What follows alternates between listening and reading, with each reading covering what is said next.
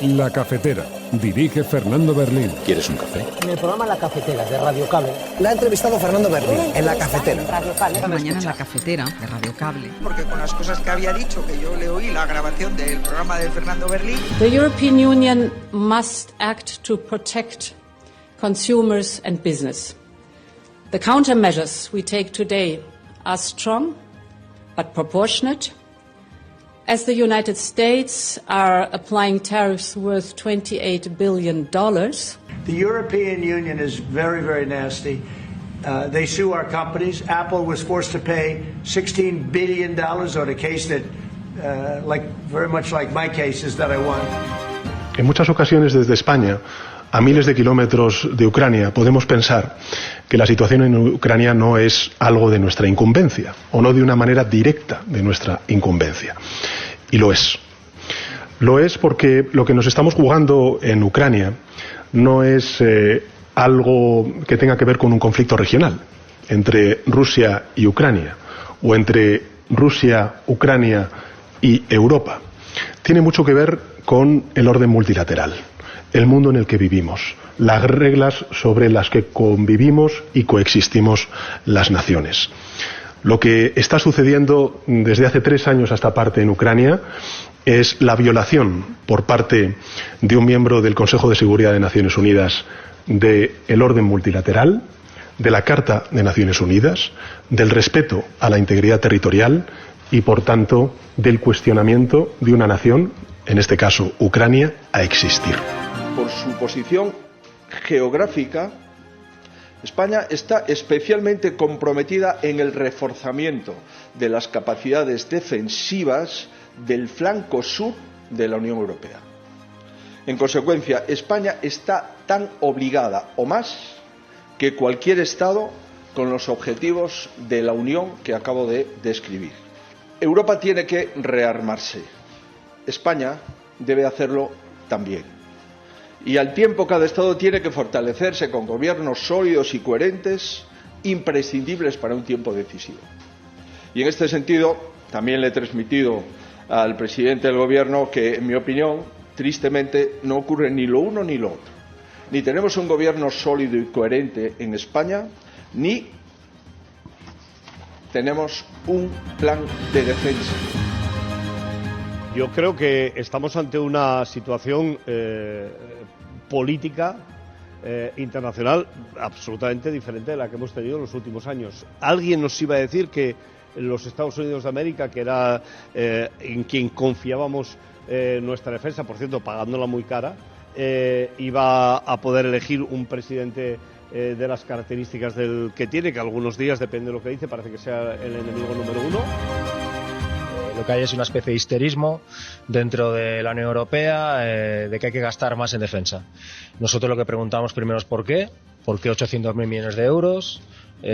No hay muchas respuestas a eso. Lo segundo que preguntamos es que si la base es gastar más para no depender tanto de Estados Unidos, pues a nadie se le escapa que seguramente ese armamento de más se le va a comprar a Estados Unidos, con lo cual no tiene mucho sentido. Yo le he trasladado lo que pienso y lo que creo que es la absoluta realidad, y es que es imposible hacer un aumento del gasto militar que implica duplicar la inversión militar en los próximos 3 años en España sin hacer recortes sociales ahora o en el futuro. Yo me encuentro con una situación en la que me enseñan un protocolo que dice precisamente eso, no dice nada de los que tienen pólizas privadas, pero sí lo que dicen es que las personas que tienen un deterioro cognitivo o que tienen problemas de movilidad quedan excluidas de derivación, y es cuando me echo las manos a la cabeza. Presidenta, escuche, la tía Chelo no murió, a la tía nos la mataron. No estaba enferma, no necesitaba paliativos como sí necesitó el tío Pepe con su cáncer. Necesitaba un respirador, una medicación, pero no la llevaron al hospital porque alguien lo prohibió. Después del comunicado que perpetró ayer la señora Ayuso, que se ha convertido en una mezcla patética entre Donald Trump y Carlos Mazón, no tenemos nada que pedirles porque hemos perdido toda esperanza en su humanidad y en su dignidad. Solo le vamos a pedir que dejen de insultar, que dejen de mentir y que pidan perdón. Que dejen de insultar como hizo la señora Ayuso, llamando las mismas mierdas de siempre a las víctimas de la residencia de la Comunidad de Madrid. Silencio, que dejen de mentir, silencio, señorías. Como lleva mintiendo desde la primera palabra de su comunicado de ayer hasta la última palabra de sus respuestas de hoy. Son las 8:30 de la mañana. Las 7:30 en la Casa Museo de José Saramago, en Tías, Lanzarote.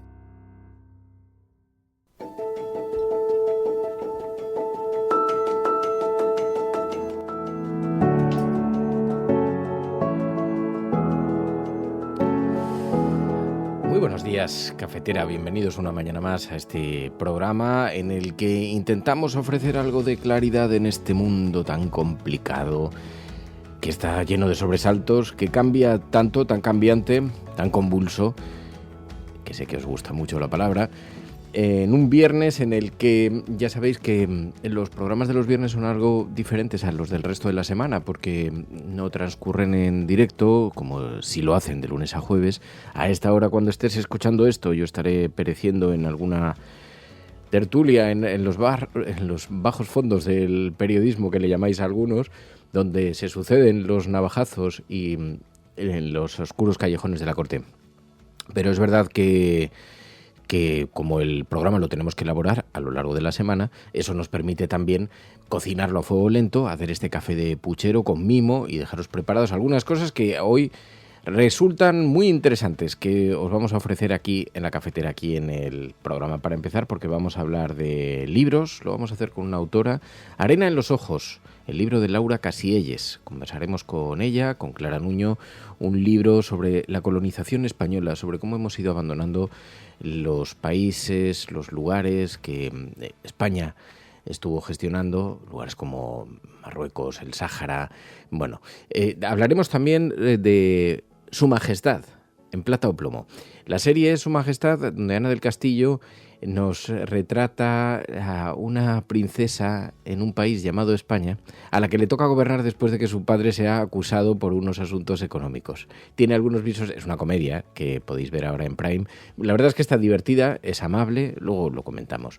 Y se ha estrenado su primera temporada en este 2025 y está cosechando críticas muy divertidas. Es de Jorge Cobeaga, el de 8 apellidos vascos. Así que está gustando mucho y yo la he visto y la verdad es que es bastante entretenida y tiene un aroma bastante divertido.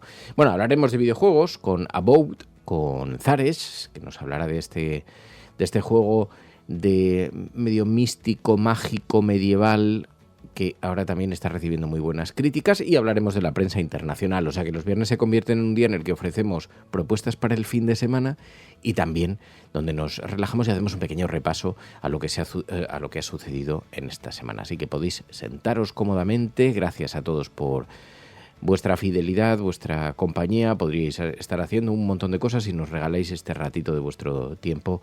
Así que, de corazón, muchísimas gracias. Bueno, decía, un resumen de la semana que sin duda tiene como epicentro informativo el debate en torno al presupuesto, al gasto militar.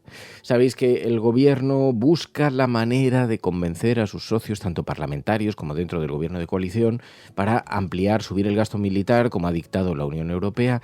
Es un debate profundamente complejo, donde además las contradicciones, tanto morales, ideológicas, de los propios partidos, el miedo a los electorados, pues juega un papel muy especial. Nadie quiere abordar el tema sin tapujos, todo el mundo pone matices, intenta diluirlo, escapar del mismo, hablar de, bueno, somos responsables, pero finalmente este es un tema que no puede ser mirado. Así que es una decisión que el gobierno, si quiere tomar, va a tener que tomar, convenciendo seguramente al Partido Popular o al resto de socios, esquivando la tensión, lo que supone, los matices del debate. Fijaos como ejemplo, porque me ha parecido de lo más gráfico.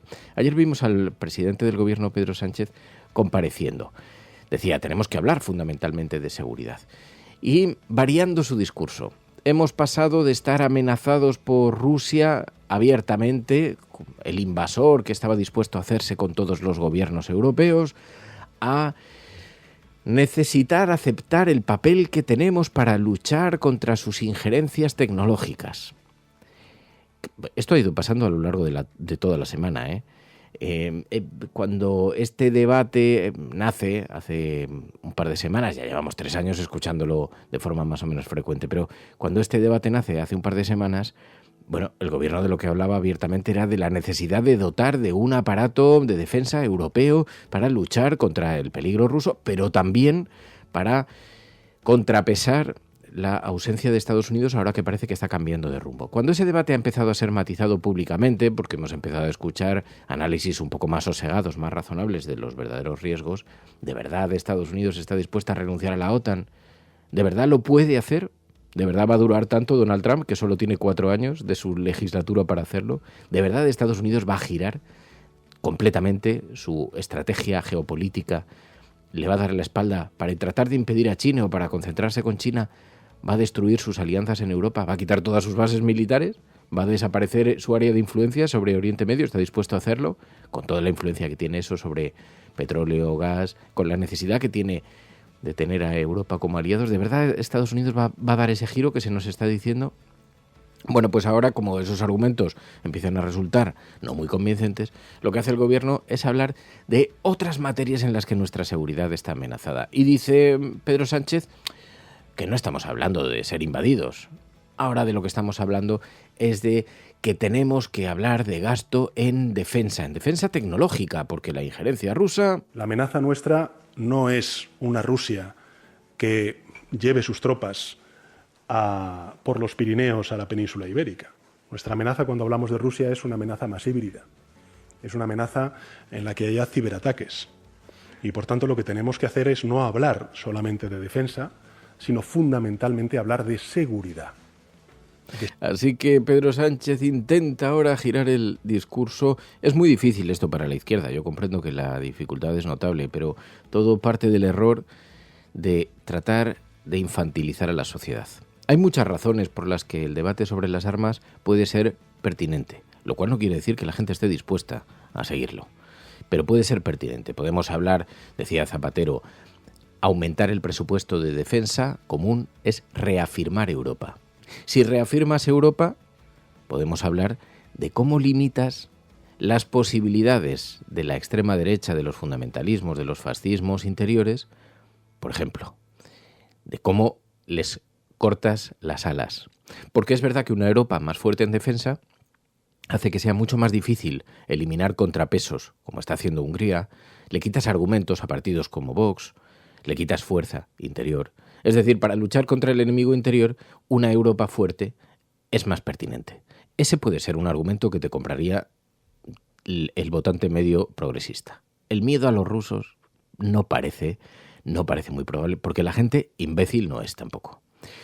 Podemos hablar también de la frontera sur. Podemos hablar de las dificultades, la complejidad para gestionar nuestras relaciones con África, con Marruecos, y la necesidad de tener una estructura de defensa lo suficientemente fuerte como para que esa amenaza desaparezca. Podemos hablar de otras muchas cuestiones, esa reafirmación de Europa que decía Zapatero, que, entre otras cosas, consolida un proyecto político que ha dado muchos beneficios a todos los países europeos. Ahora bien, si alguien cree que podemos poner de acuerdo a los 27 para gobernar un solo ejército, es que no conoce el funcionamiento de la Unión Europea. Pero bueno, el caso es que el gobierno intenta desdibujar su mensaje, no sabe muy bien cómo encajarlo, los socios parlamentarios también están poniendo cada uno sus propios matices y hace muy difícil que puedan conseguir alianzas. ¿Por qué empiezo por esto? Porque es el asunto de portada esta mañana precisamente en las portadas de los periódicos. Es el asunto que están tratando todos los medios de comunicación, porque ayer el gobierno tuvo reuniones con diferentes grupos parlamentarios, con todos menos con Vox. Allí vimos al BNG, vimos al PNV, vimos también a Podemos, vimos a Sumar, vimos también a otros partidos políticos como el Partido Popular, siendo recibidos en Moncloa. Plan de rearme entre la tibieza y el rechazo, dice el periódico La Vanguardia. En el periódico El País, Sánchez defiende el alza del gasto militar sin que se vote en el Congreso. Ayer supimos de esto, además. El gobierno está dispuesto a eludir todos los mecanismos de control sobre esta materia porque sabe que le puede desgastar mucho, que además es muy sensible y que podría obtener una respuesta muy crítica. Decía Pedro Sánchez que nos estamos jugando el orden multilateral, pero también decía el presidente del gobierno que probablemente este debate sea mejor no tenerlo en el Congreso de los Diputados. Lo contó el representante de BNG, que Sánchez se lo había dicho, que probablemente esto no se vote en el Congreso. Bueno, le hice la pregunta de si esta cuestión iba a ir a debate en el Congreso, y me dijo que probablemente no. En fin, tampoco me dijo probablemente no. En fin, por lo tanto, a partir de ahí, pues hay, imagino que muchos elementos de política social, de inversiones, incluso legislativos, que van a hacer necesario hablar, dialogar. Así que el gobierno intenta que ese concepto que ha señalado Ursula von der Leyen como necesario, el concepto de ampliar el gasto de defensa, sea algo más amplio, no solamente se construya en torno a la adquisición de armas, sino que incluya otros capítulos. Bueno, ha sido una cifra, la de 800.000 millones, que alguien ha puesto encima de la mesa, que nadie sabe muy bien cómo se ha calculado, que seguramente tiene mucho de escenificación frente a la negociación con Rusia para que se vea que Europa está ampliamente comprometida con la seguridad, y en todo caso nadie sabe muy bien qué significa, pero a todo el mundo le mete en un lío interno muy importante. Según el ABC, Sánchez se escuda en Europa para esquivar al Congreso. La ronda con sus socios y el líder del PP confirman la soledad del presidente, que no desvela cómo cumplirá con el aumento de inversión en defensa. Tampoco lo va a debatir en las Cortes porque son cosas del gobierno, dice el periódico ABC, poniéndolo en boca del presidente Pedro Sánchez. Efectivamente, ayer vimos al Partido Popular, que eso sí, criticaba con mucha vehemencia la conversación mantenida con Pedro Sánchez, pero también coincidía en la necesidad de ampliar el presupuesto. ¿Para qué entonces esas alforjas? Por su posición geográfica, España está especialmente comprometida en el reforzamiento de las capacidades defensivas del flanco sur de la Unión Europea. En consecuencia, España está tan obligada o más que cualquier Estado con los objetivos de la Unión que acabo de describir.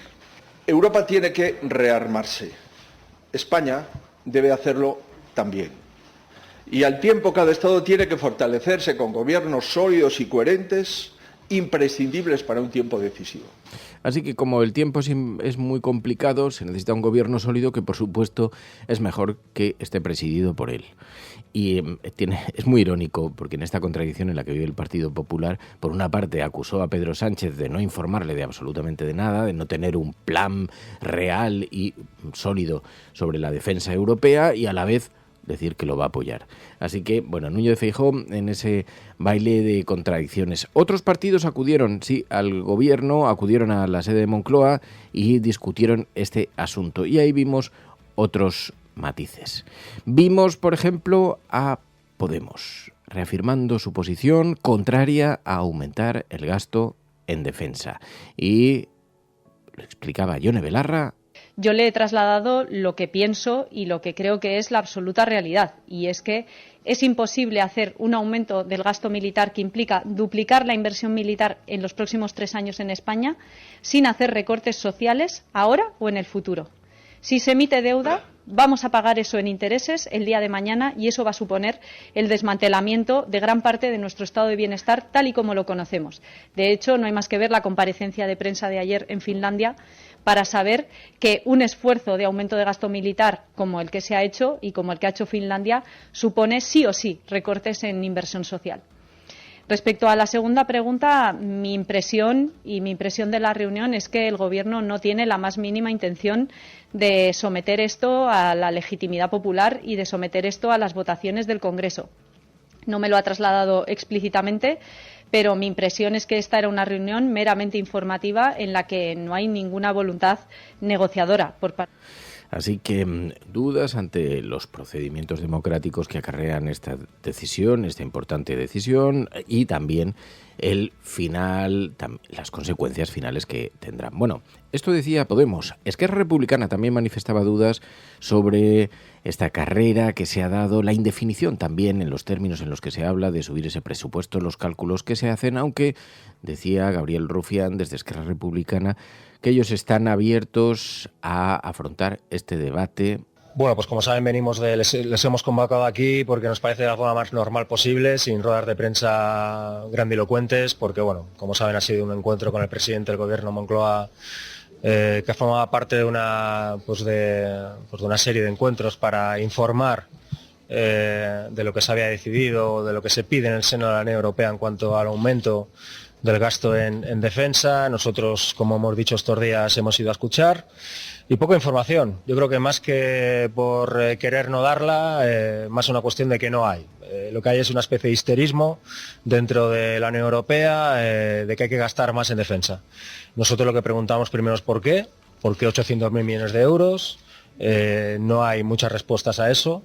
Lo segundo que preguntamos es que si la base es gastar más para no depender tanto de Estados Unidos, pues a nadie se le escapa que seguramente ese armamento de más se le va a comprar a Estados Unidos, con lo cual no tiene mucho sentido. También somos un partido, como ustedes saben, progresista, pues que no estamos de acuerdo con ninguna guerra, pero tenemos claro que la guerra está aquí y que el mundo no es como nos gusta que sea, sino como es. Y eso conlleva que tenemos que ser responsables y tenemos que ir más allá de la pancarta.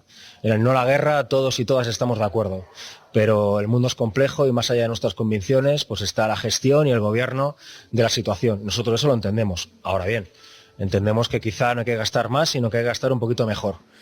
Así que introducía estos matices, Esquerra Republicana, como ha hecho Sumar, como han hecho otros partidos, intentando diluir la decisión, el peso de la decisión, pues matizarlo. Bueno, vamos a decidir no tanto en subir el gasto de defensa, sino en qué partidas es mejor gastar y abriéndose el debate. No hacía falta la descalificación, hablando de la pancarta y señalando al resto, a los más críticos con esto. No hacía falta que se pusieran en esta posición, pero revela también la incomodidad que produce este debate y la batalla interna, porque de alguna manera, pues quienes estamos en contra de la subida del presupuesto en materia de defensa, quienes estamos exigiendo que no se haga, quienes estamos demandando que se abra el debate en el Congreso de los Diputados, en cierta manera también estamos retratando a todos aquellos que van diluyendo la decisión, lavándose las manos o intentando abordar ese debate de otra forma. Pues bien, ayer vimos esto como ejemplo, pero es que hasta los sindicatos se han subido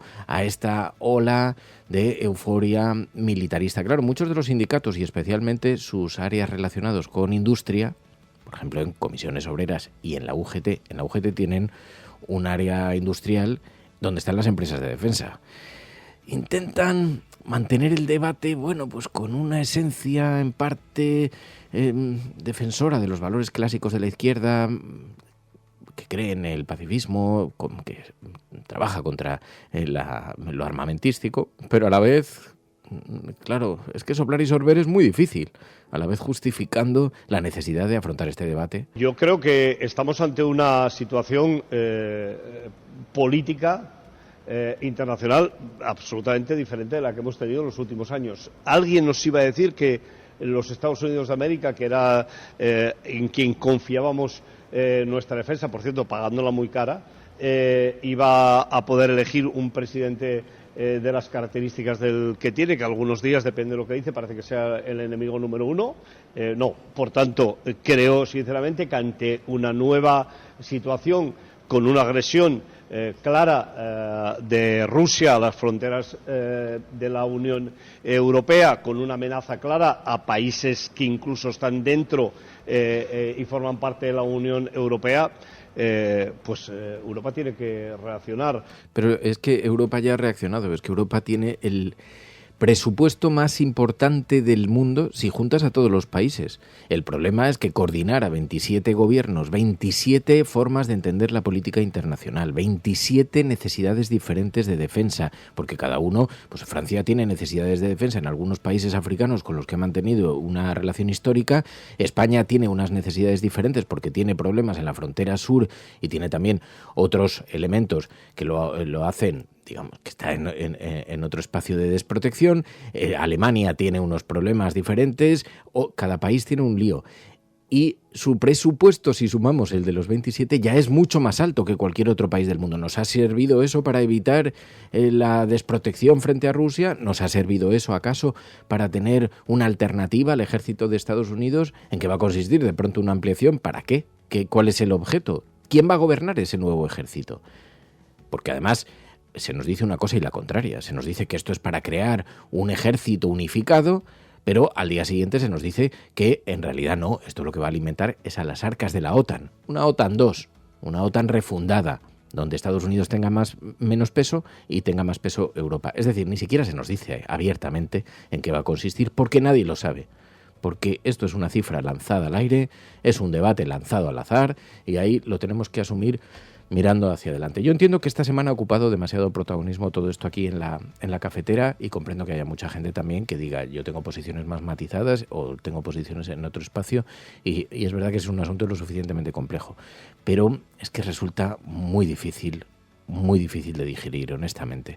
Pero bueno, mientras tanto, dice Pedro Sánchez que en Ucrania nos jugamos el orden multilateral. Propone además que las startups pequeñas participen de la industrialización de defensa para que no solamente se alimenten las grandes compañías de armas, y todo esto se sitúa en el eje del debate en este lío. Mientras tanto, miramos para otro lado, a lugares como Gaza. Ayer vimos al jefe humanitario de Naciones Unidas diciendo que incluso yendo tan preparado como él iba para ver lo que fuese, para enfrentarse a lo que viera allí, no se imaginaba que le impactaría tanto el jefe humanitario de la ONU, los perros comiéndose los cadáveres en Gaza. Es mucho peor para lo que yo anticipé y estaba preparado para ver cosas muy graves.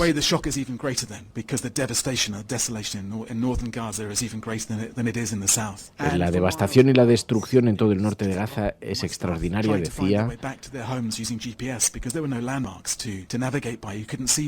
Or what was a hospital, what was a home. You know, one of the first shocking things I saw driving in is the dogs going through the rubble. And I said to my colleague who was with me, why are the dogs so fat? And he said, well, because the dogs are looking for corpses. And you notice that the people are thin. Y preguntó por qué los perros caminan así, y le contaron porque están buscando cadáveres con los que alimentarse. Eso es Gaza, eso es lo que hemos consentido.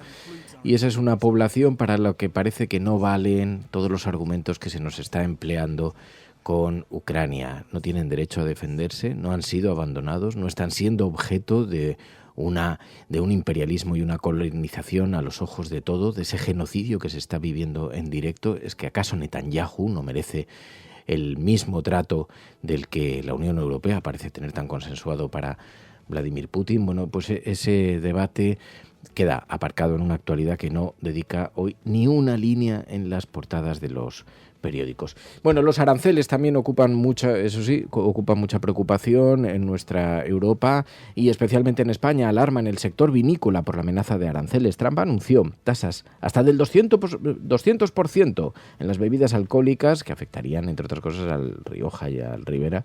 Esto perjudicaría a Cataluña, Andalucía, dicen esta mañana en La Vanguardia. Es un asunto que efectivamente ayer fue objeto de análisis. Estados Unidos amenazando ahora a la Unión Europea con aranceles del 200% al vino y al champán. El sector vinícola español teme ser expulsado del país, dice esta mañana el periódico El País en su portada.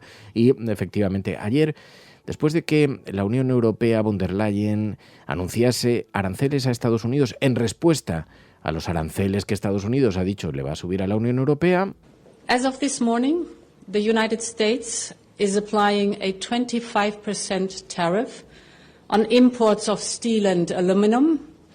We deeply regret this. Como Estados Unidos había amenazado con aranceles del 25% al hierro y al aluminio, la Unión Europea respondió con una subida de aranceles para con los coches norteamericanos. They bring uncertainty for the economy. Jobs are at stake. Bueno, son todo anuncios, porque nadie de momento ha firmado ninguna orden que hable de estos, pero en esta guerra escenificación de teatralización arancelaria, pues Estados Unidos ha vuelto a entrar. Ayer le preguntaban a Donald Trump y decía, ¡ay, la Unión Europea, qué sucia, qué nasty, qué desagradable!, decía Donald Trump lo que ha hecho. Y amenazaba con ese arancel del 200% al vino. The European Union is very, very nasty. They sue our companies. Apple was forced to pay $16 billion on a case that, very much like my cases that I won. They shouldn't have been even cases. Bueno, pues no le gustó a Donald Trump que le devolviesen la pelota y así seguimos escenificando este desencuentro. Pero hoy se cumplen 5 años desde el golpe de la pandemia, desde los confinamientos, desde la experiencia más traumática que ha vivido este país en las últimas décadas. Y ayer, con motivo de esto, sabéis que se proyectaba el documental en televisión española que explicaba la gestión de la Comunidad de Madrid de Isabel Díaz Ayuso, con una gran polémica, rodeada de una gran polémica. El día que España se paró, el 14M. Bueno, vivimos una polémica paralela. Ayuso tratando de reescribir su gestión en la pandemia con ataques a Radio Televisión Española y a la oposición de la Asamblea. Ayer se proyectó en Televisión Española el documental 7.291, que es el número de fallecidos que contabilizó la propia Comunidad de Madrid. Ahora lo están matizando, pero entonces era la cifra que dio la Comunidad de Madrid. Y ahora dicen que fue un invento de un exconsejero, pese a los documentos publicados. Y, bueno, dice también que no se excluyó a las personas mayores de la atención hospitalaria. Bueno, como aquí en la Comunidad de Madrid se hicieron unos protocolos, los conocidos como protocolos de la vergüenza, ayer vimos cómo el que entonces era consejero del gobierno de Isabel Díaz Ayuso, en ese programa de televisión explicaba las condiciones en las que murieron los mayores, nuestros mayores, en las residencias. Yo me encuentro con una situación en la que me enseñan un protocolo que dice precisamente eso. No dice nada de los que tienen pólizas privadas, pero sí lo que dicen es que las personas que tienen un deterioro cognitivo o que tienen problemas de movilidad quedan excluidas de derivación. Y es cuando me echo las manos a la cabeza y es cuando yo le escribo al consejero de Sanidad advirtiéndole que eso, de ser una realidad, se convertiría en que las personas pudieran morir de forma indigna, ¿no? Porque recordemos que no solo se trataba de salvar a personas, como ha dicho Manuel Rico, que muchas de ellas, si se derivaban al hospital, se salvaban. Pero es que aquellas que no hubieran tenido, hubieran muerto en cualquier caso, lo que ocurrió es que al quedarse en las residencias, en unos lugares en los que no había cuidados paliativos, estas personas murieron en unas condiciones absolutamente indignas, sin medicación, sin ninguna sedación, para poder morir con tranquilidad, como cualquiera de nosotros nos gustaría morir. Y ayer, cuando ese documental iba a ser proyectado en Radio Televisión Española, dieron paso a Alfonso Serrano, del Partido Popular, el secretario general del PP en Madrid, que, absolutamente atrapado por la ira, dijo que se estaba utilizando el dolor de las víctimas para poner el foco en la comunidad, reprochaba al presentador de ese espacio de debate, a Xavier Fortes, desde la puerta del polémico Hospital Zendal, reprochaba que se pusiese un documental que a casi nadie interesaba, que parte de una cifra absolutamente falsa y salía en defensa de su presidenta de la comunidad. Bueno, el caso es que vimos ayer, precisamente porque este debate también fue trasladado a la sesión de control del gobierno de Isabel Díaz Ayuso, donde a Ayuso le leyeron la carta de los familiares, diferentes cartas de los familiares. Presidenta, escuche, la tía Chelo no murió, a la tía nos la mataron. No estaba enferma, no necesitaba paliativos como sí necesitó el tío Pepe con su cáncer. Necesitaba un respirador, una medicación, pero no la llevaron al hospital porque alguien lo prohibió. En la última videollamada, en la cama, con la mascarilla azul medio caída, le dije: aguanta, tía, aguanta, que tenemos que jugar al parchís. No se me va su cara de angustia y de miedo. Murió el 6 de abril del 2020. Señora Ayuso, ¿en qué momento, en una democracia como la nuestra, una presidenta regional puede amenazar a las víctimas en vez de protegerlas? ¿Puede amedrantarlas Silencio, en vez de auxiliarlas? Silencio.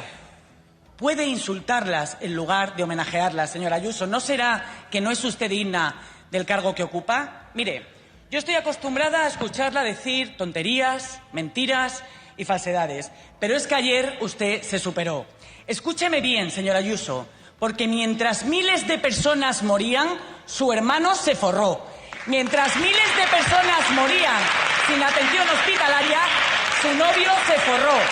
Señora Ayuso, su entorno utilizó la pandemia para dar pelotazos y luego intentó engañar a Hacienda. Hágase un favor hoy, háganoslo a todos. Pida perdón y dimita.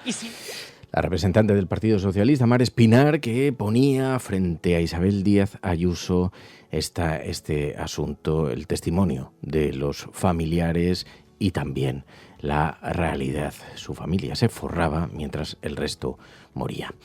Bueno, pues han pasado 5 años. 5 años de un episodio en el que ni salimos mejores, salimos más angustiados, más irritables, más polarizados, más tocados emocionalmente, como dice el Periódico de España esta mañana. Y mientras tanto Ayuso tratando de reescribir su gestión en la pandemia con ataques a los partidos políticos, a Radio Televisión Española y a cualquiera que salga en defensa de los familiares y en contra de sus exabruptos. Una vez más, el Partido Popular, como ya sucedió en el Yakolev, como ya sucedió durante el 11M, como ha sucedido durante la pandemia, una vez más el Partido Popular escamoteando su responsabilidad y echando un volquete de barro sobre cualquiera que critica su actuación. Vamos a la prensa internacional, a ver qué es lo que ha sido protagonista esta semana. Programas de radio, de televisión en España, la prensa burlándose de nuestra propuesta. Podrán decir todos los periódicos del mundo lo que quieran. Que a democracia va a ganar. En España, el ex vicepresidente del gobierno... En España finaliza el recuento de votos en los comicios municipales y autonómicos con una participación del 64%. Rodrigo Rato is under investigation. Dejaré lo mejor de mí, para poder estar a la altura de la confianza que ustedes me han entregado. No olvidamos justicia, verdad, respeto. Seguimos. Bueno, pues es tiempo para hablar de prensa internacional aquí en La Cafetera, de ver cómo se proyecta la imagen de España en el exterior con Pilar de la Peña. Pilar de la Peña, buenos días. Hola, buenos días, Resistencia. Con una noticia que aquí en España nos ha servido como objeto de análisis y debate, la posición de nuestro gobierno sobre el aumento del gasto militar, las diferencias que hay dentro del gobierno, con algunos matices en la prensa, ¿verdad, Pilar?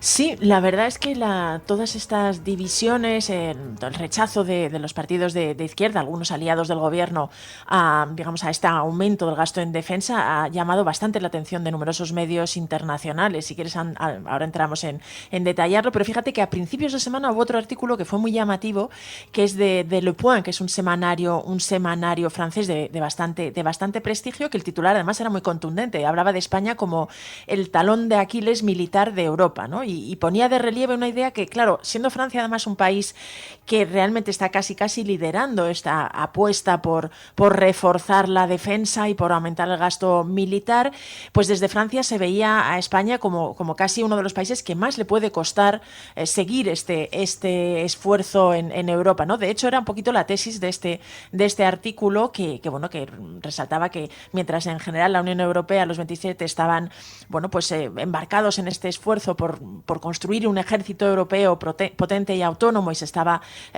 abordando la idea de aumentar el gasto militar de forma general, pues España era uno de los países que estaba en peor posición. Incluso decía que era de los últimos de la clase en este ámbito, porque decía que estaba mal equipada, que no tenía además una posición estratégica clara, que además estaba muy lejos y que ni siquiera era un asunto que centraba el debate público y político, ¿no? Y en este sentido esto era un poquito el motivo por el que consideraba, además hablaba de razones culturales en España, que no había, digamos, una fuerte cultura de la defensa, y que todo esto explicaba un poquito por qué España podía ser, entre comillas, el talón de Aquiles militar de Europa. Aunque fíjate que lo del debate, que no había debate público, en esta semana hemos visto que que por fin sí que ha entrado en cierta manera en el debate público, e incluso ha provocado el rechazo bastante claro de partidos como Sumar y Podemos, y esto esto a lo largo de esta semana pues también lo han recogido bastantes medios internacionales. El Libération, por ejemplo, el diario francés, destacaba eso, ¿no? Como el asunto de la defensa pues había revolucionado un poquito la escena política, y explicaba un poquito en la misma línea que, claro, realmente el gasto militar, el gasto en defensa en España es de los más bajos de la Unión Europea, y a pesar de que Pedro Sánchez se ha mostrado dispuesto y decidido a aumentarlo, pues estaba teniendo problemas porque se estaba encontrando con el rechazo de sus aliados de izquierda, de los partidos de izquierda que se oponían a este aumento en defensa, e incluso podía haberse obligado a negociar con la derecha. Otros grandes medios internacionales, The Times, por ejemplo, el diario británico, pues también incidía un poco en esta idea, ¿no? Los problemas que tenía Pedro Sánchez. Resaltaba, eso sí, que España había confirmado que participaría en la coalición europea en Ucrania, que este esfuerzo común que se está desarrollando también para quizá enviar tropas o al menos seguir apoyando a Ucrania, contaría con la participación del gobierno español, aunque explicaba que Pedro Sánchez había mostrado todavía muy prudente y cauteloso a la hora de hablar del envío de tropas, pero sí había confirmado que el gobierno participaría, aunque destacaba el diario británico que realmente se estaba enfrentando a fuertes reticencias tanto por parte de Sumar como por parte de Podemos a esta idea de aumentar el gasto militar, y en el caso de Podemos mencionaba que incluso abogaban por abandonar la OTAN. Pero también ha habido otros medios. Yahoo News, por ejemplo, ha destacado en otro artículo pues cómo la idea o el aumento en gasto en defensa ha generado bastante rechazo. La Tribune, otro diario francés, también se hacía eco de esta división y de esta que en un país en general que con poco, donde el tema de aumentar el gasto en el presupuesto militar pues se enfrenta a varias reticencias históricamente y tiene además un ambiente político desfavorable, pues estaba intentando pues seguir adelante, ¿no? Pero todas estas divisiones y todos estos problemas, Anadolu, la agencia turca, también se hacía eco de ello, y colocaban a España como, en este sentido, quizá un verso, no tanto como un verso suelto, pero sí un país que estaba teniendo un discurso y una opinión pública que mostraba un rechazo mayor que en otras a esta idea de que el aumento del gasto militar era la solución o era la mejor opción en esta crisis. Que también hemos visto estos días otros asuntos en la prensa, ¿no? Más allá de los grandes temas europeos, la investigación judicial, las protestas que cercan a Amazon también han sido noticia en medios internacionales, ¿no? Sí, esta semana además que conocimos la decisión de la jueza que investiga el caso de la Dana y la acusación de homicidio imprudente, de imputar a 2 exaltos cargos del gobierno valenciano. Esto pues lo han destacado, sobre todo, fíjate, lo recogieron bastantes medios franceses, desde televisiones como TF1, RTL, Sud-Ouest, Le Parisien. Estos son diarios que destacaban eso, ¿no? La imputación de Salomé Pradas y de Emilio Argüeso, y todos estos medios ponían de relieve que la jueza había dicho que no se había imputado a Carlos Mazón, que digamos más por un tecnicismo que por falta de pruebas, ¿no? También explicaban que había desmontado un poquito los argumentos en los que hasta ahora se había escudado el presidente autonómico para pues defender su gestión de la crisis. Pero es que ha habido otros 2 grandes medios internacionales que han puesto de relieve incluso hablaban de la torpe gestión de Carlos Mazón. De Irish Times, por ejemplo, el diario irlandés ha publicado un contundente artículo. Es verdad que está enmarcado en la sección de opinión, pero lo firma su corresponsal, Guy Edgecoe, y que habla un poquito de cómo esta torpe gestión de la Dana de Carlos Mazón ha provocado la ira y el enfurecimiento y las protestas de los ciudadanos, ¿no? Que insisten en que hay manifestaciones muy numerosas en las que se pide su dimisión. Cada vez que sale a la calle, explica, pues se enfrenta a insultos, a recriminaciones en la calle a nivel de los ciudadanos. Y claro, explica un poquito el artículo que realmente Carlos Mazón casi siguió un poquito el manual de Donald Trump ante las crisis, ¿no? Es decir, de negarlo todo, de no dar explicaciones, de no disculparse, y explicaba que recordaba un poquito las cosas que se le reprochan a Carlos Mazón, el hecho de haber tardado tanto en su gobierno en lanzar la alerta, y luego la falta de transparencia a la hora de explicar su agenda en el 29 de octubre, el día de la Dana, y cómo estuvo en un almuerzo privado, que además tampoco ha ido cambiando de versión sobre la hora a la que llegó realmente al centro de emergencias para hacerse cargo. Y todo esto, decía el diario irlandés, entendés que mucho de lo que había dicho Carlos Mazón en estos 4 meses se había demostrado falso, ¿no? Es decir, era un artículo bastante contundente en contra de Carlos Mazón. Y resaltaba una cosa, que hasta ahora había contado con el apoyo del Partido Popular, y también se había beneficiado otra cosa que ponía de relieve, de la falta de una cultura coherente con la dimisión, de una cultura, digamos, en la que la dimisión se viera con más naturalidad, que esto era endémico casi en España y bueno, pues se había beneficiado hasta cierto punto, aunque decía que había ciertas señales de que su propio partido estaba perdiendo la paciencia. Y también en este sentido había otro artículo bastante interesante esta semana de Político, en concreto de la edición europea del digital estadounidense, que bueno, ponía de relieve, recordaba un poquito todo lo que estaba pasando en Valencia, estas manifestaciones, esta indignación ciudadana, la imputación de 2 altos cargos de Mazón por parte de la juez que instruye el caso, pero ponía el foco en otra derivada, y es cómo todo esto estaba perjudicando al Partido Popular español y al Partido Popular europeo, porque explicaba que en la reunión anual que tiene que hacer este grupo político conservador europeo, pues le correspondía al Partido Popular español organizar la de este año, y había elegido Valencia como, bueno, pues siendo uno de los bastiones y uno de los lugares en los que habían además recuperado, habían arrebatado el poder a los socialistas, como una especie de,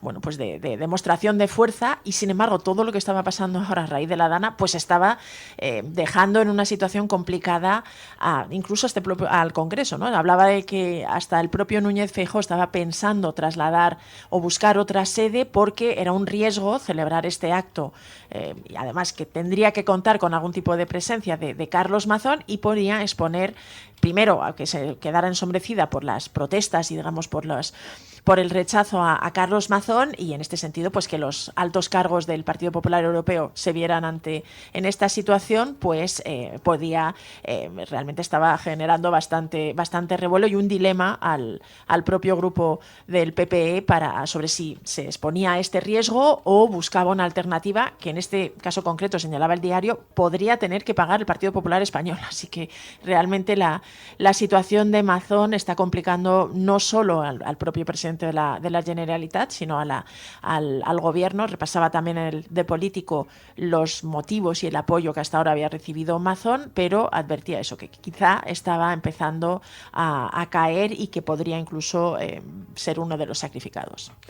Esta semana había una entrevista también en The Guardian con Yolanda Díaz. Sí, la verdad es que fíjate que ahora mismo en Reino Unido, en el debate público, está, tras la llegada del gobierno laborista al poder, la idea de hacer una reforma laboral también allí en Reino Unido, pues un poco para enfrentar los problemas que tienen ahí. Y en este sentido entrevistan a Yolanda Díaz en The Guardian, probablemente el diario de referencia de la izquierda, como modelo. Es decir, se ponen el foco en la reforma laboral que lideró Yolanda Díaz en España, y pues la entrevistan para que explique un poquito cómo se llevó a cabo en España, las dificultades que tuvieron, también el rechazo que había de los empresarios, y cómo pues poco a poco, a pesar de las dificultades, lograron sacarla adelante, y el impacto que ha tenido, que hoy en día es reconocido incluso por las instancias internacionales, ¿no? Explicaba ella un poquito pues cómo realmente hubo un momento que tenían a todo el mundo en contra, desde la prensa a las patronales y en general incluso algunos investigadores, pero como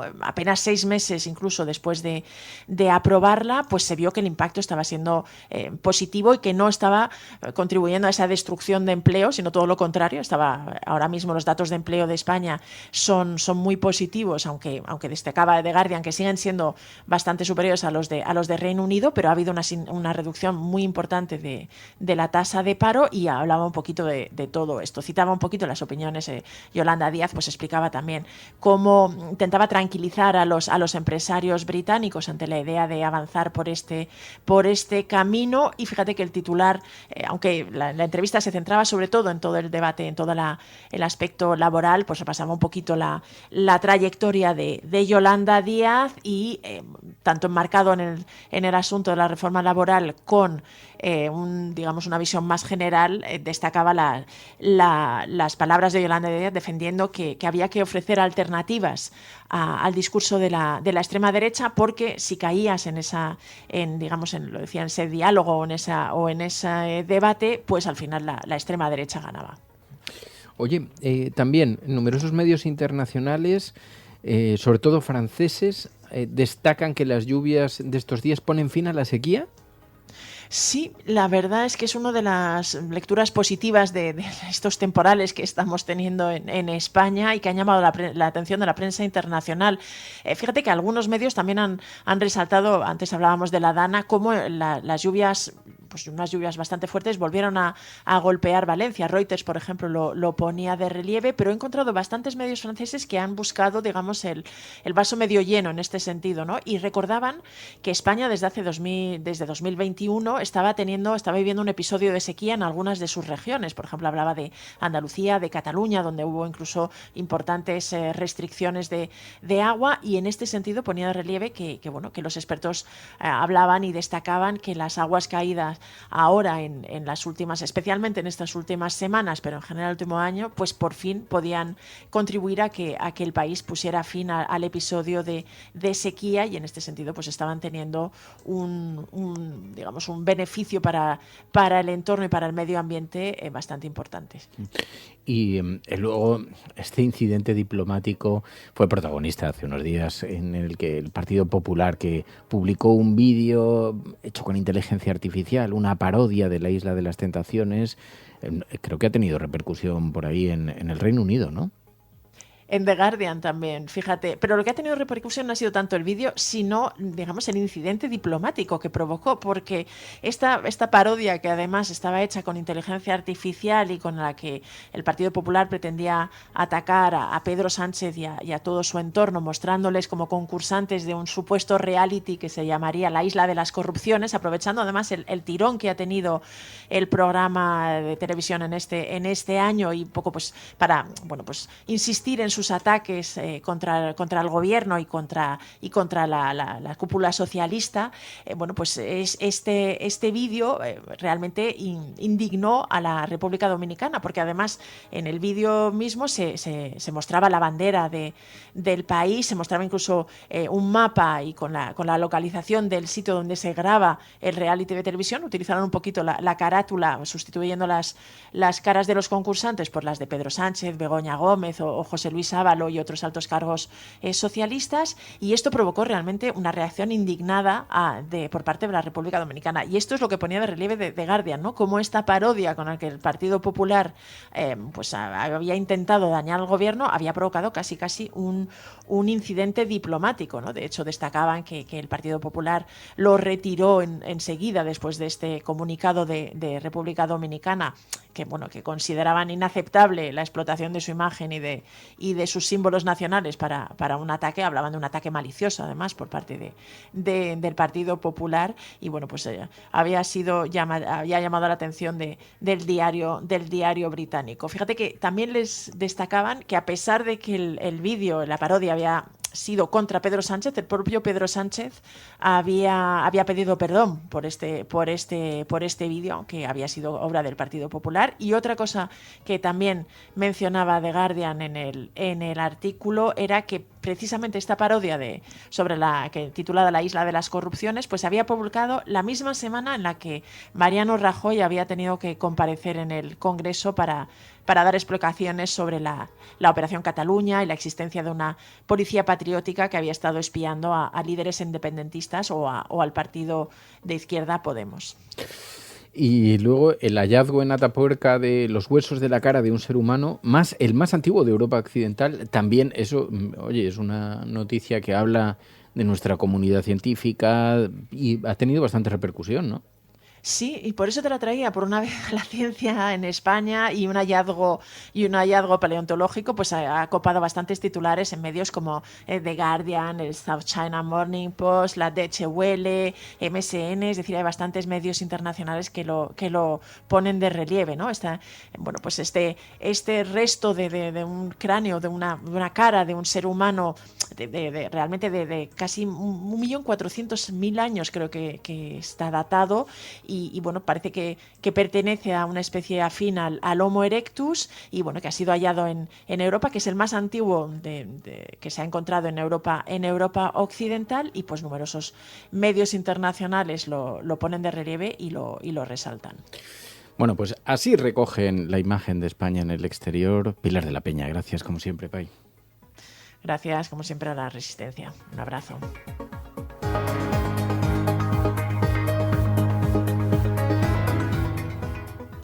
La Cafetera y Neutral presentan Plata o plomo. El mundo en series. En el Juego de Tronos, o ganas o mueres. Con Fernando Merlín y Ana Pastor. ¿Sabes dónde estás? Es una radio pirata. De la zona neutral. Nos recuerda un poco por qué luchamos. La noche es oscura y alberga horrores. La noche es oscura y alberga horrores. Nada cambia de golpe. Si estuvieras en una bañera que se calienta poco a poco, morirías hervida sin darte cuenta. Estamos juntos. Somos un trío. ¿Nosotros vivimos románticamente juntos? Hola, habla con Walter White. Usted dijo que estaba casi muerto, ¿vale? Dijo que moriría en cualquier momento.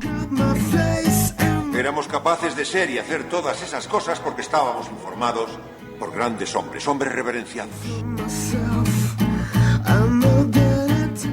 Plata o plomo, el mundo a través de las series, a través de los documentales, a través de las películas, con Ana Pastor, Neutral. Ana Pastor, buenos días. Muy buenos días. Oye, ¿qué serie? La verdad es que te voy a decir una cosa, la cogí casi por casualidad, me pasó por delante, no tenía yo muchas expectativas, una serie española que hablaba de la Casa Real y además en forma de comedia, pero precisamente la idea que me atrapó es que era una comedia para ver así ligera por la noche, Su Majestad, en Prime Video. Y está cosechando un éxito total. Yo creo que es de finales del 24, ¿no? O sea, está ahora... Sí, se acaba de estrenar hace muy poco. Esta vez la hemos visto desde, no sé, finales del 24, te diría que ha sido el arranque del 25, pero en cualquier caso es uno de los estrenos de la temporada.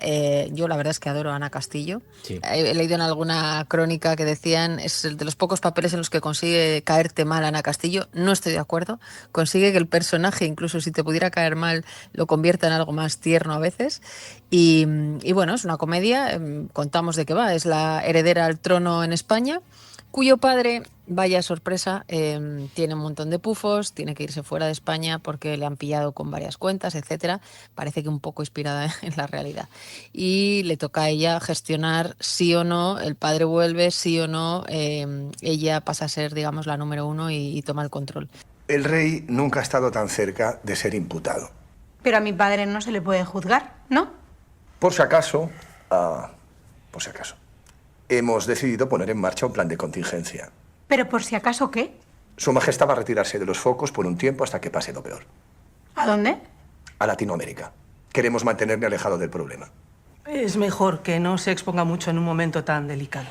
¿Estáis echando a mi padre por un artículo? Es una medida temporal. Echad a quien lo ha escrito. Su padre está de acuerdo. ¿Qué? Pero necesitamos que usted nos ayude. Y te diría, no sé si tú has tenido esa sensación, evidentemente su posición debería ser, siguiendo un poco la realidad, la de la princesa Leonor. Pero creo y me da la sensación de que se han inspirado mucho más quizá en un personaje tipo Victoria Federica que en la propia princesa Leonor, que hasta donde vemos y hasta donde sabemos no es muy histriónica. Pero me da la sensación de que han cogido mucho más de otras personas que de la propia princesa Leonor. Claro, porque es una chica jovencita que aunque la han preparado, la han empujado siempre en ese, pues para ser algún día reina de España, pero vive en la noche, está un poco asalvajada, tampoco tiene mucho interés realmente en tomar la corona y de pronto se ve empujada como futura reina de España. Tampoco es un gran spoiler, quiero decir, se ve que poco a poco y se ven los equipos de trabajo tal. Es una comedia, tiene algunos paralelismos, está un poco desfasada, eso tiene gracia, que ya vive así un poquito la vida más alocada, pero yo creo que lo han intentado hacer con el suficiente respeto para que a los monárquicos les guste, lo suficientemente pinchona para que a los republicanos no les disguste, y entonces crean una combinación así humorística que está muy bien. Son 7 episodios, es muy poquito. Sí, además muy cortitos. Borja Coveaga y Diego San José, que son han hecho un montón de cosas, pero 8 apellidos vascos. Han hecho también cosas por separados, y que hemos comentado aquí, por cierto. La de No me gusta conducir, que sale Juan Diego Boto, y Celeste, que también la hemos comentado aquí. Bueno, pues ahora vuelven juntos y hacen esta miniserie que además, como tú decías, aunque tiene el poco spoiler que contamos, ellos viven en un palacio real. que es verdad que no es exactamente así el palacio en el que vive ahora mismo ni la heredera ni el propio rey y la reina. Pero fíjate que has dicho también que crees que a los propios monárquicos no les molestaría. Yo no lo tengo muy claro. ¿Tú crees? Sí, porque al final también hay, claro, es humor, ¿no? Y es comedia, entonces hay un poco de mofa.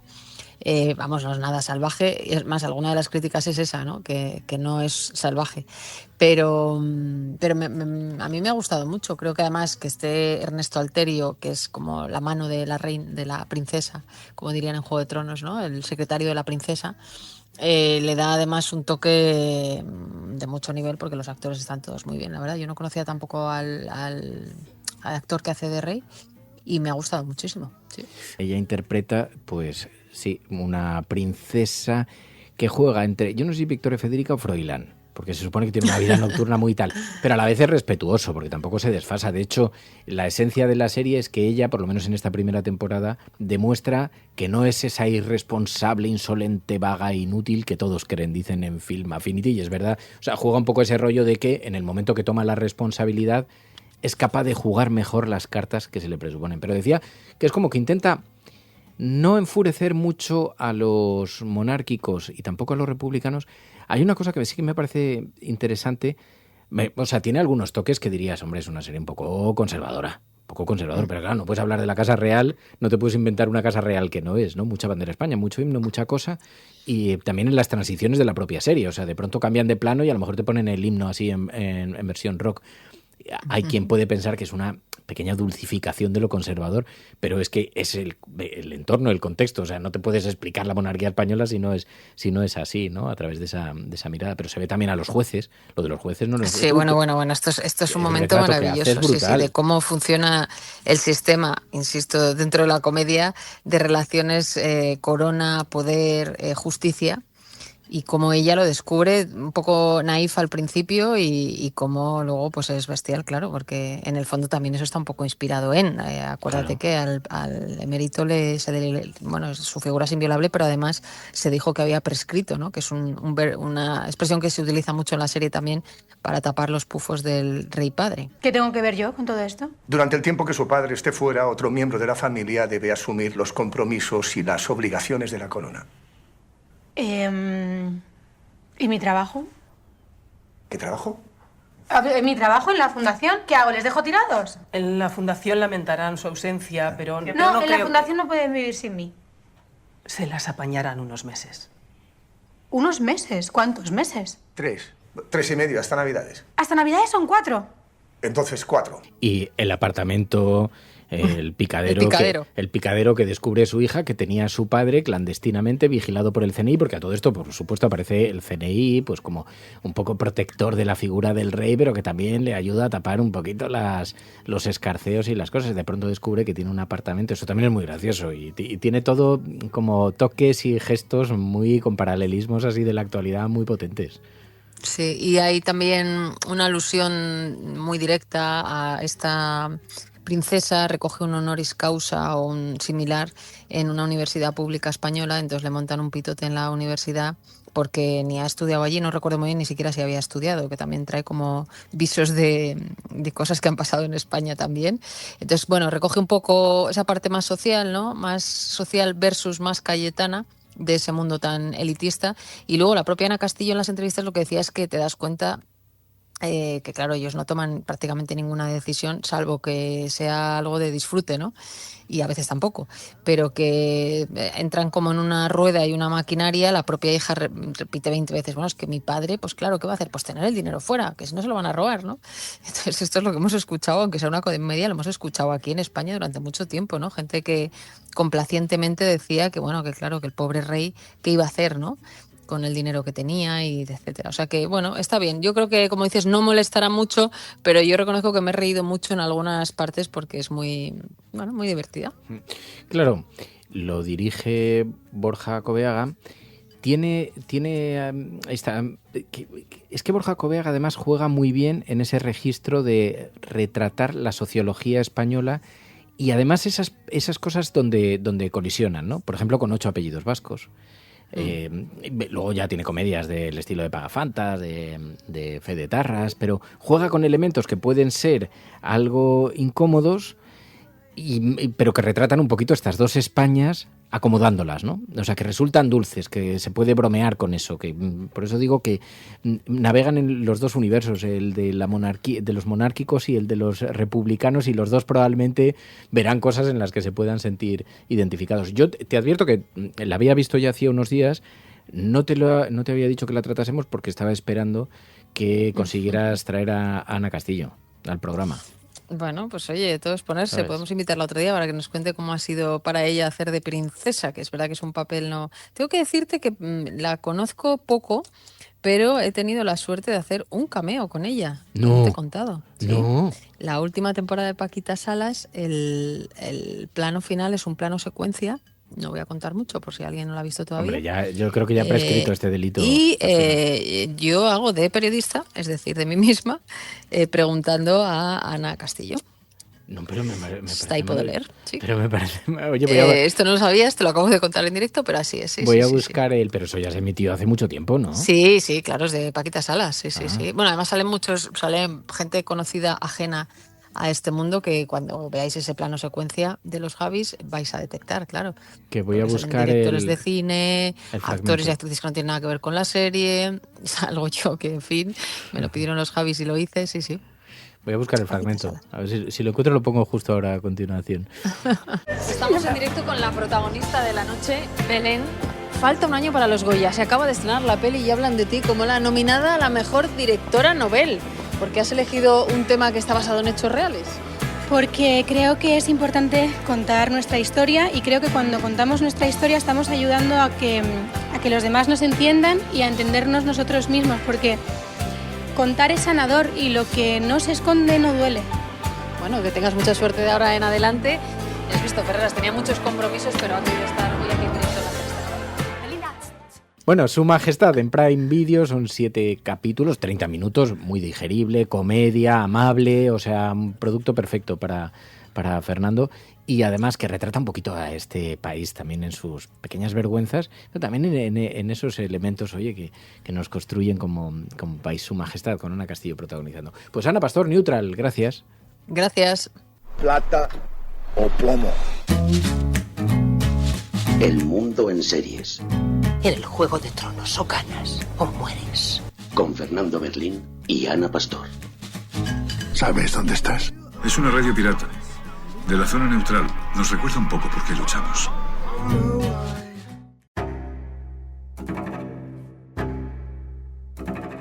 Los oyentes de La Cafetera sostienen este programa. Hazte mecenas y únete ya a la resistencia cafetera. radiocable.com/mecenas.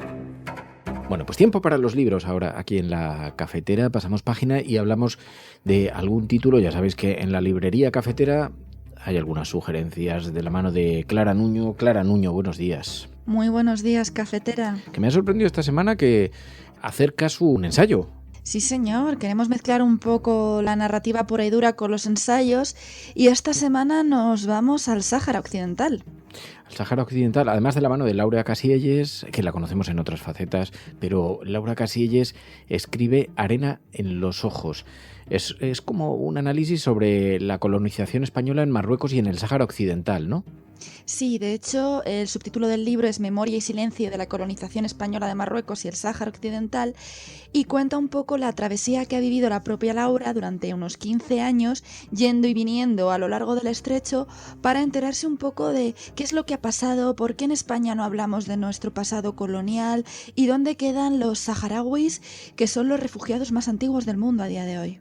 Pues es el libro que nos recomienda esta semana Clara Nuño. Hablamos con Laura Casielles, autora. Estás escuchando La Cafetera. Arena en los ojos, de Laura Casielles. Laura Casielles, muy buenos días. Hola, buenos días. Oye, muchísimas gracias en primer lugar por comparecer ante los oyentes de La Cafetera. Oye, haznos una descripción, una pequeña descripción, una sinopsis del libro, una presentación ante los oyentes. Pues mira, yo encantada siempre de estar aquí tomando este café con vosotros. Arena en los ojos es un viaje en el espacio para hacer un viaje en el tiempo. El libro recorre distintos puntos del mapa de Marruecos y del Sáhara Occidental que tienen en común que fueron colonizados por España desde finales del siglo XIX y a principios del XX. A través del recorrido por esos territorios y por cómo son hoy en día, lo que vamos haciendo es rastrear las huellas que nos permiten entender un poco también lo que ocurrió allí en el pasado y qué consecuencias siguen vivas todavía. Sí, de hecho, la lectura del libro nos hace constatar un poco la ignorancia que arrastramos como sociedad sobre nuestra historia colonial en Marruecos primero y en el Sáhara Occidental después. ¿Por qué tanto interés en silenciar esta historia, esta parte de nuestra historia? Pues mira, yo no sé si es tanto que haya un interés o es uno de estos casos en los que se da como una tormenta perfecta, ¿no? Que de repente el que esto no se sepa resulta funcional a muchos intereses y entonces simplemente pues no se mueven los hilos que haría que tomásemos más conciencia. Para mí, precisamente ese desconocimiento fue uno de los detonantes de la investigación que está al fondo de este libro, porque bueno, aunque hablo de un viaje, en realidad son muchos viajes, ¿no? Es un trabajo largo que me ha llevado 12, 15 años de idas y venidas a uno y otro lado del estrecho y más al sur también. Y ahí pues lo que me he ido encontrando es que, bueno, esta historia en realidad está presente todo el rato, ¿no? En titulares que nos hablan de lo que pasa en el Sáhara, de lo que pasa en las fronteras de Ceuta y Melilla, que muestran que la relación, por ejemplo, de España con Marruecos tiene un montón de recovecos, que hay algo complicado ahí que no sabemos y sin embargo no vamos al fondo, ¿no? Eso es lo que a lo largo de todo este tiempo de investigación yo me he ido encontrando, que no conocer esas causas que están en el pasado permiten que muchas personas sigan beneficiándose, que algunas reparaciones históricas que deberían ser hechas no sean hechas y bueno, pues como pasa siempre que desconocemos las causas estructurales de algo, que parezca que todo es casual cuando en realidad está bastante relacionado. ¿Y de dónde te nace a ti el vínculo? ¿Por qué te has puesto a indagar sobre esto? ¿Por qué te pusiste, y además ya en una cosa tan sostenido en el tiempo, en un camino tan largo? Pues mira, justo lo que te digo, por darme cuenta de todo lo que no sabía. En los años 2010 y 2011 yo estaba trabajando como periodista en Marruecos, en Rabat. Y bueno, pues al tener allí esa tarea de intentar contar, explicar, traducir un poquito, ¿no? Eso que hacemos los periodistas, lo que ocurría y lo que estaba viendo, pues me iba dando cuenta de cuánto me faltaba a mí misma por conocer, ¿no? Y sobre todo cuando viajaba a la zona norte del país, a Tetuán, Tánger, al Rif, pues veía que todas esas huellas del pasado apuntaban a algo que tenía profundamente que ver con nosotras y nosotros, ¿no? Que no podíamos desentendernos. Para mí también en aquel momento darme cuenta que ese silencio que ubicaba en el pasado tenía resonancias tan fuertes como esa en el presente, pues me dio muchas ganas de ir tirando del hilo. Basta que no quieran que lo cuentes para que te entren más ganas, ¿no? En el libro abordas un poco que los partidos políticos de derecha reivindican el pasado colonial español en Marruecos y en el Sáhara, mientras que el PSOE perpetúa mitos idealizados de esa colonización. Y de hecho, centras y llama la atención la falta de interés de los partidos de izquierda sobre esta cuestión. Dices que el gobierno del PSOE y Unidas Podemos aprobaba en 2022 una ley de memoria democrática que no incluye ni una sola mención al colonialismo español del siglo XX. Sí, mitos e idealizaciones las seguimos manteniendo de manera muy transversal en nuestra sociedad. De alguna manera permanece una idea como muy dulcificadora y hasta legitimadora de la colonización española, por la que se piensa que, bueno, que no fue para tanto, ¿no? Que en realidad no fue tan sangrienta como la que pudieron llevar a cabo otras potencias europeas, que no hubo tanta violencia, que no hubo tanto expolio. A mí lo que me interesaba señalar con este libro es que la cuestión de lo colonial, más allá de los hechos concretos, de desvelar y de que nos enteremos un poquito de lo que pasó, ¿no? con sus coordenadas, también o sobre todo tiene que ver con desentrañar una forma de pensamiento. Lo colonial, aunque pueda tener distintos grados, ¿no? en la violencia que se perpetra, sobre todo es una estructura de poder, un modo de organizar el mundo y de organizar las ideas. Podemos hacer una analogía, si queremos, con el patriarcado, ¿no? No podemos seguir perpetuando esa idea exculpatoria de que, bueno, pues como esto no fue tan sangriento como en Bélgica, no tenemos nada de lo que ocuparnos, ¿no? Esa dulcificación, pues es que ha pasado un siglo sin que hagamos una revisión crítica de lo que ocurrió. Y a falta de revisión crítica, las únicas personas que siguen hablando de eso son quienes lo reivindican desde posturas, digamos, reaccionarias, ¿no? Quienes consideran que esa es una parte que hay que resaltar de la historia de España, que hay que decir, bueno, esos eran los grandes tiempos, cuando teníamos un imperio, ¿no? Bueno, y luego ya el imperio no, pero cuando teníamos colonias. Claro, si esa es la única manera en la que se ha hablado de este tema, es muy difícil que desde posturas progresistas de izquierda o proyectos de transformación nos acerquemos a ello, porque es que parece hasta sospechoso, ¿no? Yo cuando estaba escribiendo el libro o cuando estaba en la investigación y contaba a qué me dedicaba, pues claro, veía que había así miradas como enarcando una ceja, ¿no? Como diciendo, pero ¿por qué estás estudiando esto, no? Esto no es una cosa como que estudian solo los militares. Bueno, pues no, tenemos también que hacernos cargo de que esa historia tiene que ser mirada, tiene que ser revisada y tiene que ser pensada de otro modo. Porque, igual que en cualquier otro asunto de memoria, esto es una cuestión de verdad, justicia y reparación. Y si no la miramos desde ese punto de vista, no podremos, pues eso, ¿no?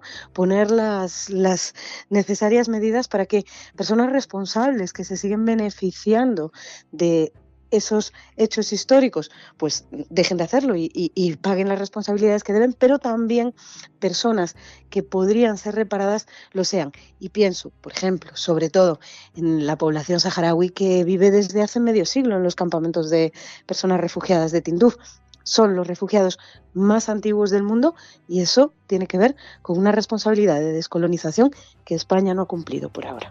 Hay evidentes giros también en la política española. Hemos visto lo que ha sucedido con el Sáhara Occidental, la nueva mirada aproximación para con Marruecos. ¿Qué te parece esto? Bueno, pues me parece una vergüenza. En realidad la mirada no es nueva. Lo que está haciendo es más impúdica.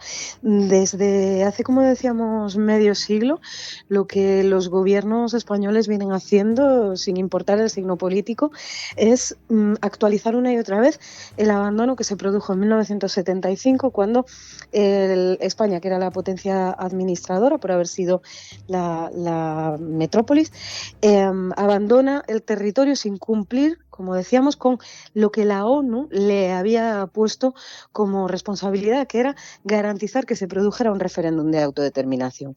Ese referéndum lleva mandatado desde el año 1971 y no es nada extraño.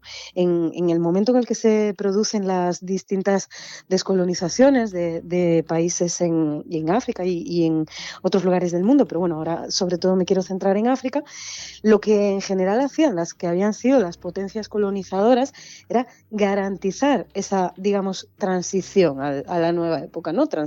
Garantizar que la independencia pudiera producirse. Eso es lo que España no hace, al dejar el territorio del Sáhara Occidental a su suerte cuando Marruecos entra con la Marcha Verde. A partir de ahí los abandonos se suceden, ¿no? La orden de descolonización falaz, que son apenas 3 líneas, se publica en el BOE el 21 de noviembre del año 75. Esto es al día siguiente de la muerte de Franco. Y no ocuparse de esto va a ser uno de esos pactos de silencio de la transición a la democracia, uno más, ¿no? En ese pacto de silencio, pues todo el mundo se va a ir lavando las manos, empezando por el rey emérito, que había sido uno de los que había acudido al Sáhara en vísperas de la Marcha Verde para decir que nunca abandonaría al pueblo saharaui. Bueno, tardó 2 minutos, igual que tardó 2 minutos el PSOE de Felipe González. De ahí en adelante nadie revirtió en el momento de llegar al gobierno esa línea, ¿no? Ese no cumplir con la responsabilidad pendiente. Pero claro, lo que ha pasado ahora con el gobierno de Pedro Sánchez ya sí que es la última vuelta de tuerca, ¿no? Es sumarse a las posturas de Marruecos para decir que lo que hay que hacer con el Sáhara es reconocer que forma parte del Reino de Marruecos y como mucho darle un estatus de especial autonomía. Bueno, esto es que es una decisión que directamente viola viola leyes, acuerdos y mandatos de distintos organismos internacionales, de la ONU, de la Haya. Hay varias resoluciones que dicen que esto no es así, que ese territorio no forma parte de Marruecos ni lo formó nunca y que el referéndum de autodeterminación sigue pendiente. Y además, ojo, porque también es una toma de postura muy rara, es bastante unilateral, porque si nos fijamos, sale directamente de Presidencia, eso no ha pasado por el Congreso, eso no ha salido del Ministerio de Exteriores, es algo, como muy para la galería, pero claro, tiene profundas consecuencias para la gente saharaui. ¿Y qué opinas de que en cambio el gobierno español haya reconocido el Estado de Palestina? Pues una incoherencia absoluta. Nos movemos todo el rato con estos dobles raseros, ¿no? Igual que decíamos que no podía tenerse una actitud política diferente respecto a Ucrania que respecto a Palestina, pues esto es exactamente lo mismo. Reconocer el Estado palestino y no reconocer la necesidad de autodeterminación del pueblo saharaui es que no hay por dónde cogerlo. Bueno, pues es arena en los ojos, la memoria, el silencio de la colonización española de Marruecos, del Sáhara Occidental, con Laura Casillas. Laura Casillas, muchísimas gracias, como siempre. Muchísimas gracias, Fernando, Clara, un placer. Un abrazo, Laura. Otro para vosotros, muchas gracias.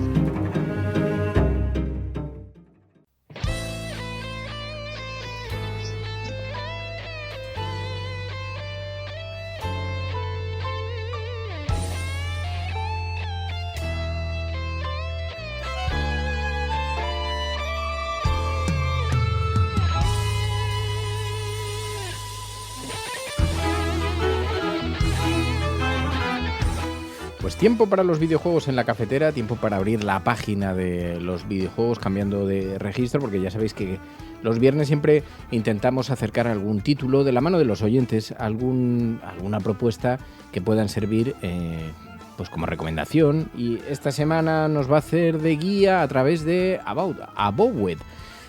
Zares, Patricia, muy buenos días. Hola, buenos días, Fer, y hola, buenos días, chicos. ¿Que te has lanzado a jugar esto? Estoy viendo las imágenes. ¿A ti te gustan mucho los juegos de fantasía? Bastante. Tengo que decir que me gustan más los de ciencia ficción, pero la fantasía me gusta mucho. Claro, es un género en sí mismo, porque hay gente... Es una especie de mezcla entre un universo medieval, pero con dioses, cosas así fantásticas, muy oníricas. De hecho, la plaga se llama estrago onírico. Pero es todo como muy onírico y paisajes así, muy castillos, zonas medievales, pero a la vez dioses, poderes mágicos, un poco todo entremezclado, ¿no? Es este tipo de juego. Sí, en un mundo fantástico. Imaginad el final de la Edad Media o el principio de la Edad Moderna, ¿vale? Solo que eso, añadid dioses que están presentes, muy presentes y con papeles muy activos en cada uno de los territorios, en cada una de las naciones, poderes misteriosos, místicos, misteriosos que alteran la vida, ¿vale? Y que gestionan la vida, magos, y luego tienes, por ejemplo, arcabuces, y tienes máquinas de todo tipo, tienes ascensores, es un mundo fantástico, pero no es tampoco el típico fantástico de espada y brujería de toda la vida, tiene un pequeño componente así modernillo. Eso es una cosa así parecida, o sea, tiene un rollo un poco steampunk, pero se mezcla con lo místico, con lo medieval, y entonces en esa combinación, que la atmósfera, los gráficos son bastante buenos, pero la atmósfera es esa, ¿no? Es un poco sombrío, pueblos medievales. Tiene varios sitios, por ejemplo, este juego tienes varios escenarios, con cada uno tiene su propio clima. No es exactamente un mundo abierto, pero es un mundo, cada zona es muy grande, te va a permitir mucho explorar, y hay un entorno, por ejemplo, que es eso, es muy de este tipo de medieval, mezclado un poco así también con cosas occidentales, un poco steampunk, ¿vale? Otro que es tipo desierto, otro que es un paisaje nevado. Hay diferentes entornos, pero sí, más o menos es eso, es muy exótico. Creo que la palabra es exótico y colorido. Es un mundo exótico y colorido y está muy bien. Tiene un ambiente también oscuro, misterioso, también en muchos sitios, porque al fin de cabo el juego, la historia te va a llevar a investigar una plaga onírica que está contaminando a toda la vida de esta isla, de este territorio en el que tú estás, que son las tierras vivientes, ¿vale? Bueno, pues todo esto se ve mucho. Por ejemplo, la primera zona en la que llegas está inundada, las tierras vivientes. Puedo decir que las setas son la reina del entorno, ¿vale? Las setas lo inunda todo. todos los edificios acaban dominados por la vegetación, por zarzas de espinos gigantes, por setas gigantescas. Hay también las ruinas de civilizaciones más antiguas a las que se asentaron cuando llegas tú o un poco antes de cuando llegas tú. Entonces es un entorno totalmente colorido, totalmente vivo y muy, muy exótico a la vista, porque mezcla elementos muy variados. Es muy, muy entretenido de explorar. Es muy rara la combinación porque, claro, de hecho, el juego se presenta con una especie de esqueleto muy colorido, con una armadura, con una espada en las manos, pero un esqueleto, o sea, una calavera, las costillas son como raíces, como setas, como hongos, como si estuviera colonizado por un hongo, y lo que sí que vemos es que, efectivamente, entra en un universo medio medieval.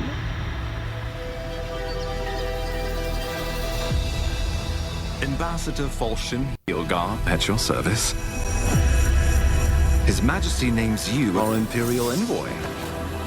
En ocasiones pues transcurre a la luz del día y en ocasiones en medio de la noche, con algunas regiones inundadas por el fuego de los volcanes o las llamas. Los gráficos son bastante buenos. ¿Se mantienen en general?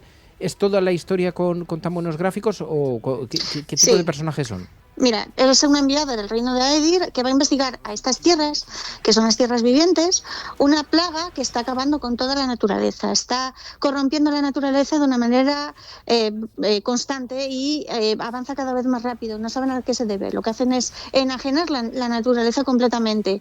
No solo la corrompe físicamente, con esa decadencia de la carne, esa inundación de hongos por todo el cuerpo, ¿vale? Sino que también penetra en la mente, penetra en las plantas, en todo, ¿vale? Lo va penetrando todo, no saben a qué se debe. Entonces a ti te envían a esa región. Y eso se mantiene todo el juego, sí.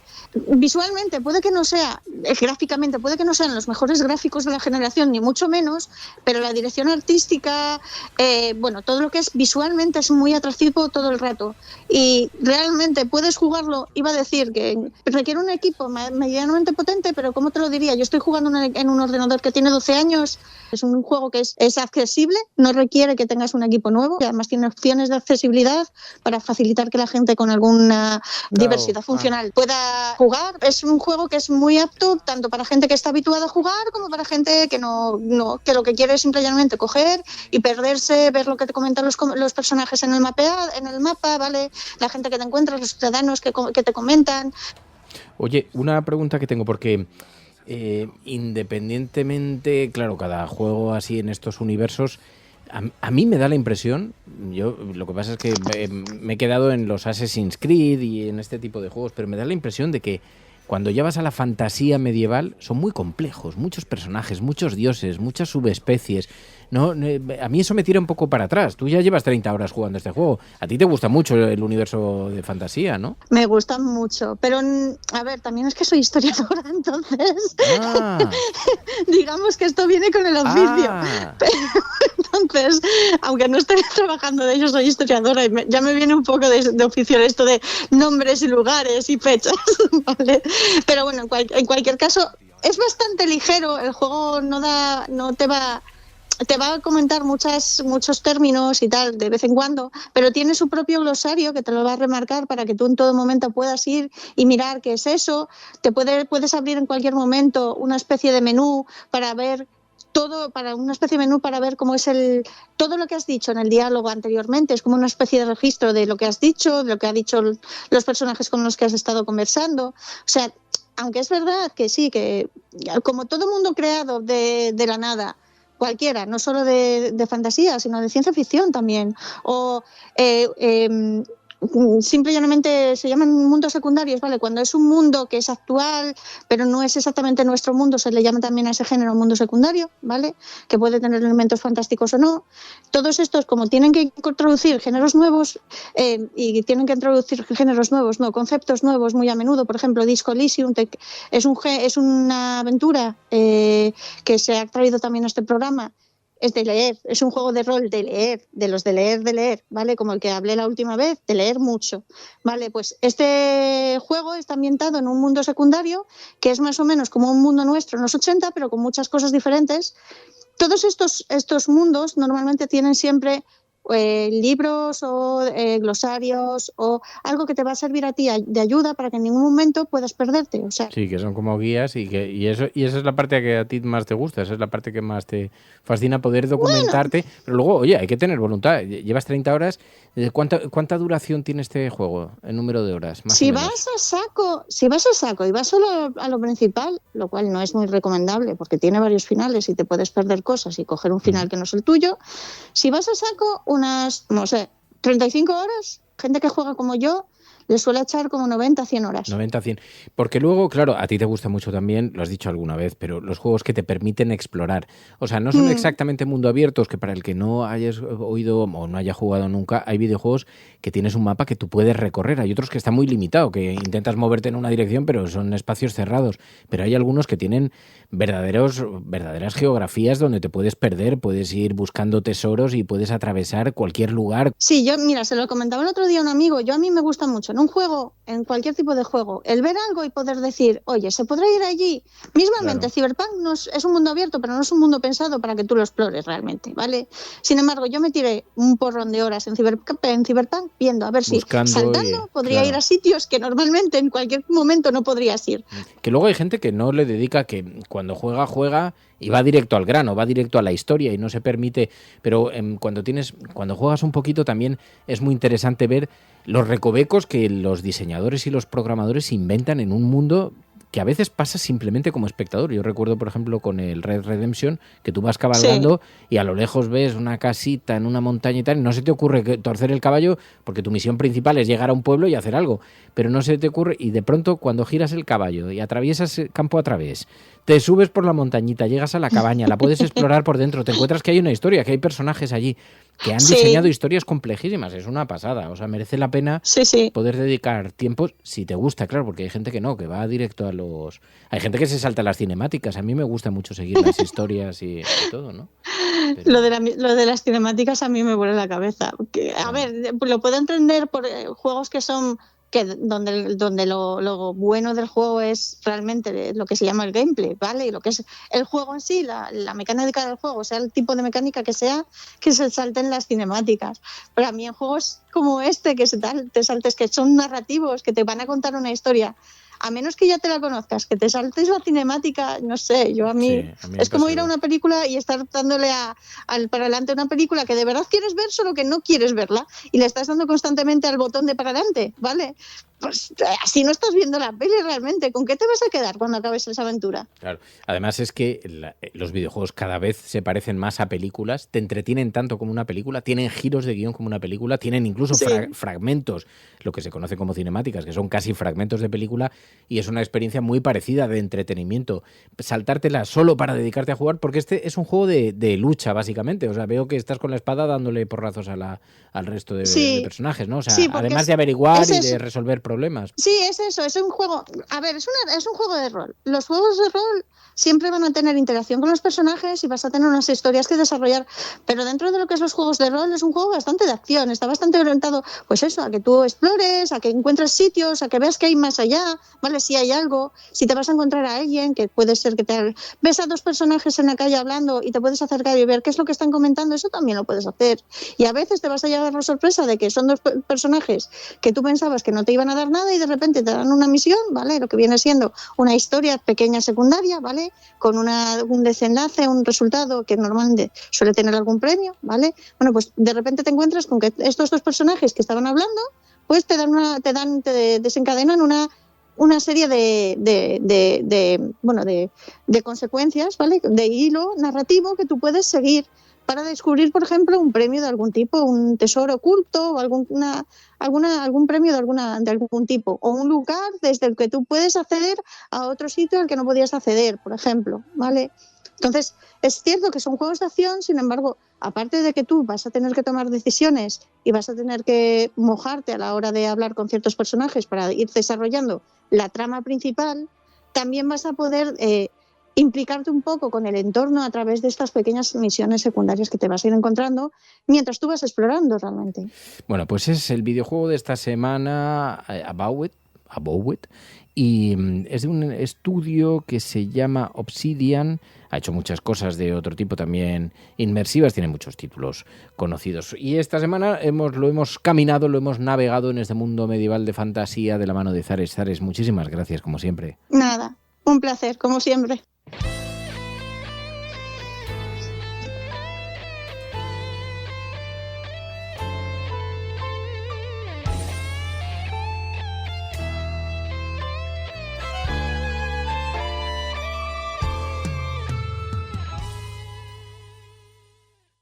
¿Te ha gustado el programa de hoy? La Cafetera no es solamente un programa de radio.